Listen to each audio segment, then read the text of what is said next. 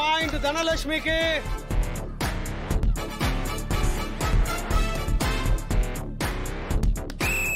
One point தனலட்சுமிக்கு. தனலட்சுமி திரும்ப form வந்திருக்காங்க. பாயிண்ட்ஸ் அவங்க பக்கம் அதிகமாயிட்டே போகுது. இன்னும் சில பாயிண்ட்ஸ் எடுத்தா அவங்க வின் பண்ணிடுவாங்க. தனலட்சுமிக்கு 1 பாயிண்ட்.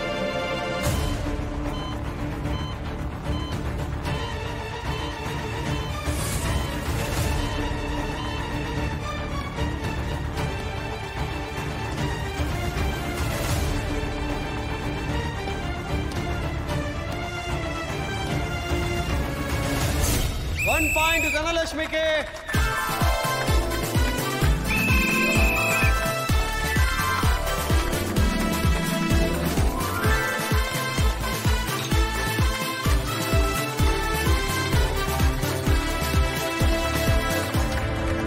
தனலட்சுமி வின் பண்ணிட்டாங்க.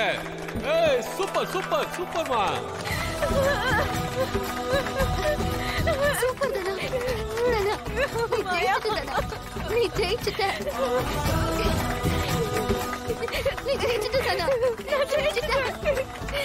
இந்த இடத்துல வேற யாரா இருந்தாலும் வின் பண்ணிருக்க முடியாது. ஆனா நம்ம தனலட்சுமி மிக சிறப்பா விளையாடி வின் பண்ணிருக்காங்க. அவங்களுக்கு எங்களோட வாழ்த்துக்கள்.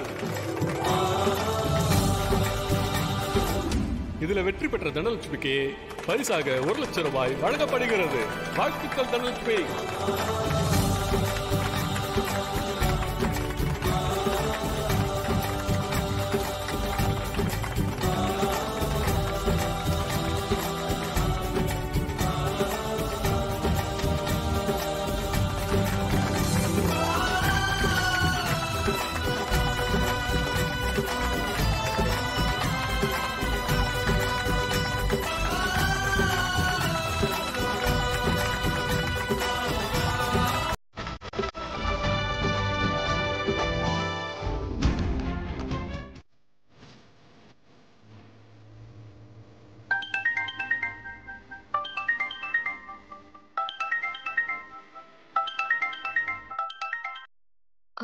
ஹலோ ஹலோ, கதிர் இருக்காரா?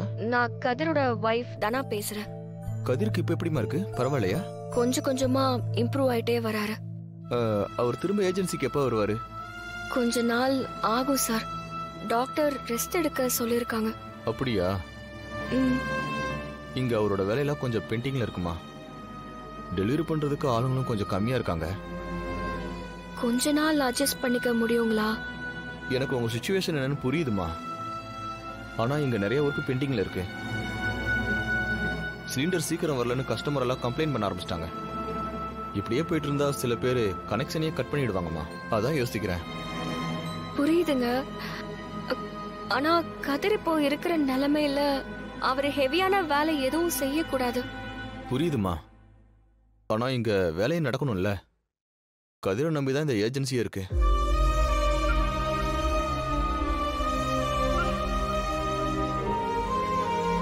கதிர் இல்லாததுனால உங்க வேலை கெட வேண்டாம். நான் வரேங்க. நீங்களா? ஆமா சார். கதிர் செய்ய வேண்டிய வேலைய அவருக்காக நான் பண்றேன். அட, நீங்க எப்படிமா? ஆள் இல்லனா டெலிவரி பண்ண வேண்டிய சூழ்நிலை கூட வரும். பரவாயில்ல சார். கதிருக்காக எந்த வேலையா இருந்தாலும் நான் செய்வேன். நான் வரேன்.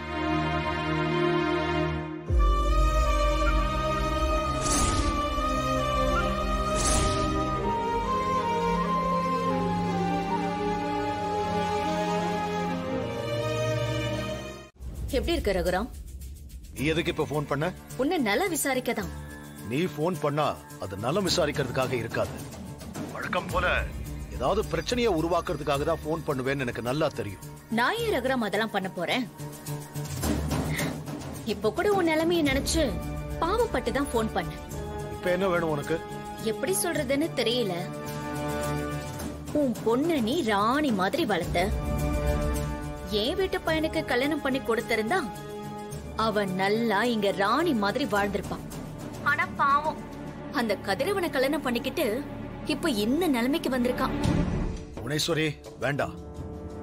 என் பொண்ணு என் கூட இல்லாம இருக்கலாம். ஆனா அவளை பத்தி ஏதாவது நீ பேசுன? நான் பேச மாட்டேன். ஆனா ஊரே உன்னை பத்தி பேச போகுது. ஊர் தலைவருடைய பொண்ணு இப்படி ரோடா அலையறாளேன்னு. ஏய், வார்த்தை அளந்து பேசு. உண்மையதான் ரகுராம் சொல்றேன். உன் மாப்பிள்ள கதிரவன் உன் பொண்ண எவ்வளவு சந்தோஷமா பாத்துக்கிறான்னு தெரியுமா? கண்கொள்ளா காட்சியா இருக்கு. ஏய், சொல்ல வந்ததை மட்டும் சொல்லு. நீ உன் பொண்ணு வீடு வீடா போய் சிலிண்டர் போட்டுக்கிட்டு இருக்கா. என்ன சொல்ற நீ? நிஜமாதான் ரகுராம். பாவம், இந்த வெயில்ல ட்ரை சைக்கிள ஓட்டிக்கிட்டு வெயிட்டான சிலிண்டரை தூக்க முடியாம தூக்கி வீடு வீடா டெலிவரி பண்ணிக்கிட்டு இருக்கா. உனக்கு இவ்ளோ சொத்து பத்தி இருந்தும் உன் பொண்ணு என்ன நிலைமையில இருக்கான்னு பாத்தியா? இதான் பெத்தவங்க பண்ண பாவம் பிள்ளைங்களை பாதிக்கும்னு சொல்லுவாங்க. நான் சொன்னதுல உனக்கு நம்பிக்கை இல்லனா நீ ஏன் ஊருக்குள்ள போய் பாரு.